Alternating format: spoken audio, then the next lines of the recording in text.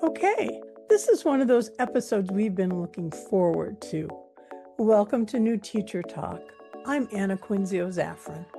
And I'm Beth Wilkins.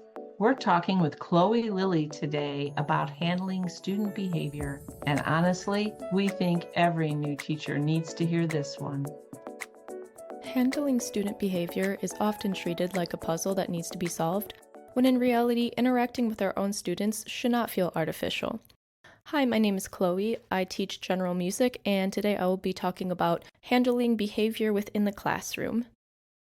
Since I just finished my first year teaching, I think it's important to talk about some advice that I was given, but maybe didn't take as seriously as I should have, which is okay because to be a teacher is to be a lifelong learner. But the advice that I was given was to start off strict and to give all of the rules of the classroom, the expectations, and what consequences there will be if students do not follow through with these rules and expectations. Students really like discipline because it provides them structure, and although it might feel like you're being a little too strict at times, at the very beginning of the year, you just want to make sure that they know exactly what is expected of them. This doesn't mean that you have to be harsh or rude. It just means that you have to be very clear and to follow through with what you say. To follow up on structure is so important because students, even up through high school, they do not necessarily know how to be organized, so they're going to look towards you to see what organization looks like. It's still a soft skill that they're developing, and some students will be organized, some students will not be organized, but it's important that they have an environment that is very structured and clear so they know exactly what's going on. To have any confusion takes away from their ability to learn, even if it's about where pencils should be or what to do if you need a piece of paper.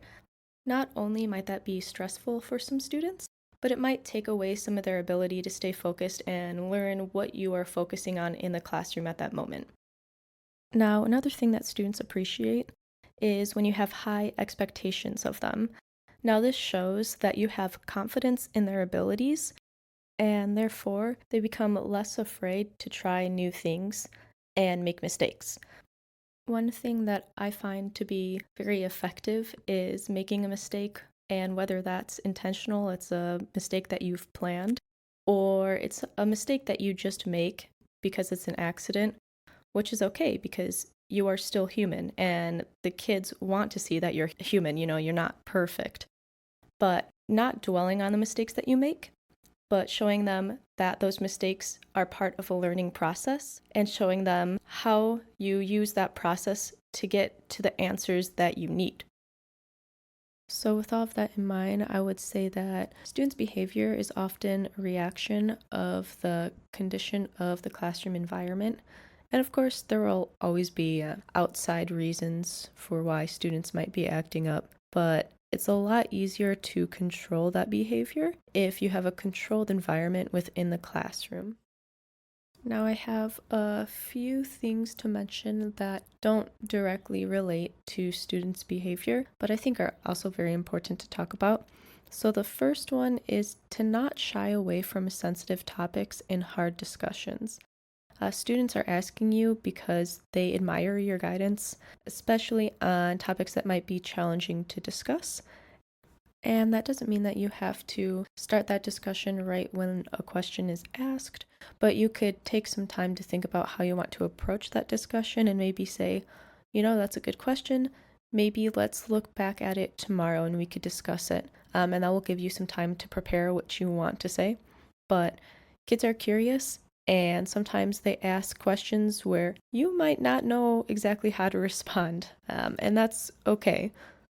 But often just addressing these hard topics, which might involve politics or mental health, it shows that you value their curiosity and also their concerns.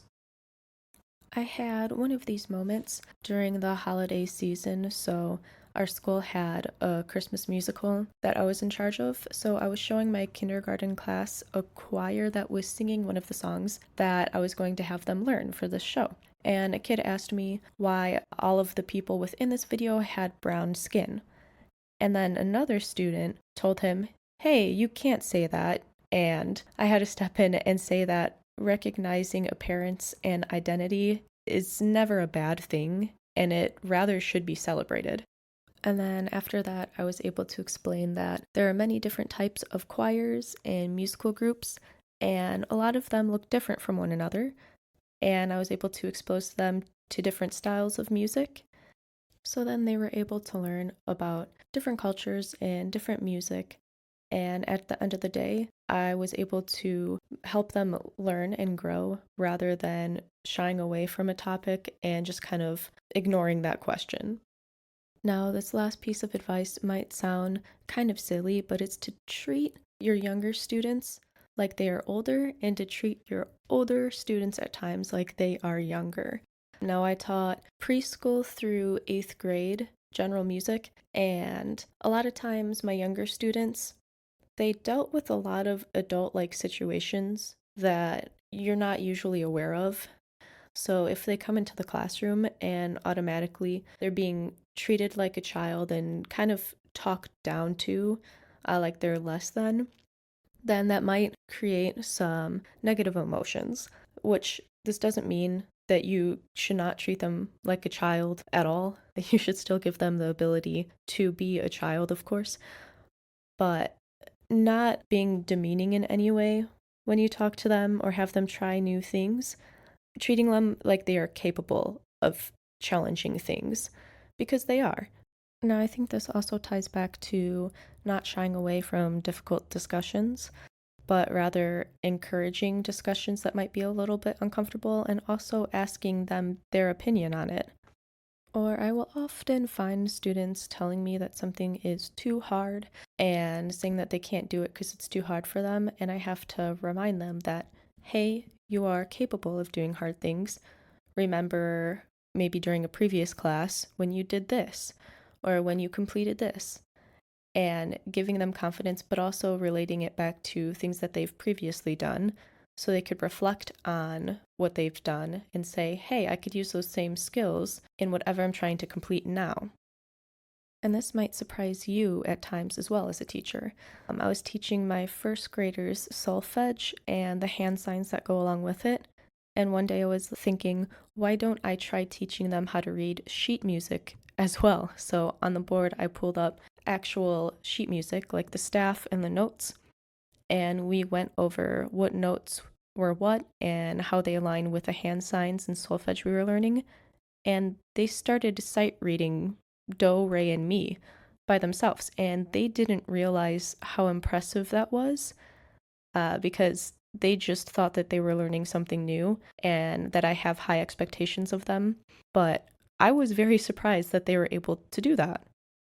Which those moments are some of the coolest moments as a teacher, when they really surprise you and show you what they are capable of.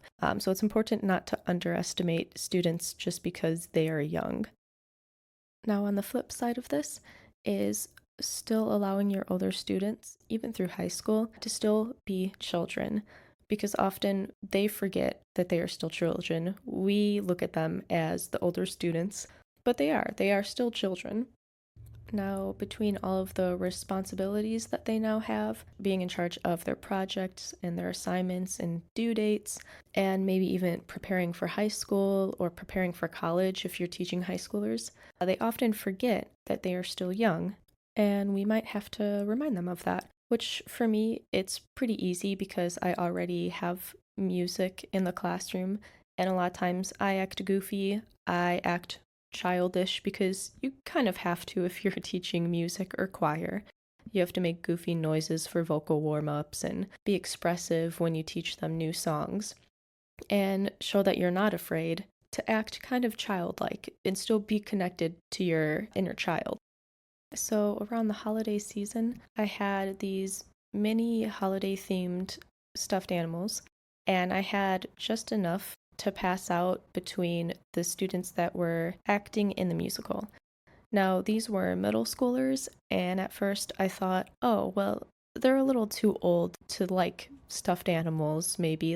Maybe they'll think this is too goofy. And then I thought, and I'm like, I'm an adult, and sometimes I still like receiving stuffed animals. Like, that is okay, and I'm sure they will actually really enjoy it. And I was right. They really enjoyed the mini stuffed animals, which I had students that were more reserved and usually acted serious and like they were too cool for a lot of things, because that's what middle schoolers and high schoolers will do. They will act like they are too cool for something. But showing them that they can enjoy things that they might feel a little too grown for, and giving them the ability to enjoy those things without judgment is often very important. Now, the last few points that I talked about were about building connections with the students and with the class, which a lot of times will tie into behavior, because the stronger of a connection you have with them and the more that they look up to you and feel safe in that classroom, the better behavior they will have. They really are just looking for confident leaders that will care for them, not professionals that are perfect and know everything. The more human that you are around them, the easier it will be to connect to them, and then they will just want to learn from you rather than feeling like they have to learn from you. Thank you so much for listening, and I hope you have an amazing start to this upcoming school year. If this episode resonated, take 30 seconds and leave us a review. Tell us what landed or what you'd like us to cover next.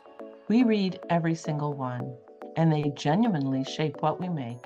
Thanks for being part of this conversation. Take care, and we'll see you next time.